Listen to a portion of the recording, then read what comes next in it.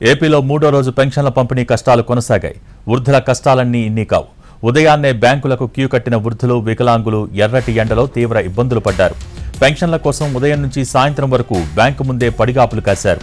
Bank ఖాతాల్లో ప్రభుత్వం pension సొమ్ము జమ చేసినా ఇనాక్టివ్ ఖాతాలు, bank Aadhaar, phone number link సమస్యలతో అవస్థలు తప్పటం లేదు. కొంతమంది ఆధార్ కార్డు లింక్ కాకపోవడంతో ఖాతాలో పెన్షన్ సొమ్ము జమ కాలేదు. దీంతో వృద్ధులు సతమతం అవుతున్నారు. మండుటెండలో బ్యాంకుల చుట్టూ తిరగాల్సిన పరిస్థితి వచ్చిందని వృద్ధులు ఆవేదన వ్యక్తం చేస్తున్నారు. వాలంటీర్లైతే ఇంటికే తెచ్చి డబ్బులిచ్చేవాళ్లని, చంద్రబాబు చేసిన పనికి ఇబ్బందులు పడాల్సి వస్తోందని చెబుతున్నారు.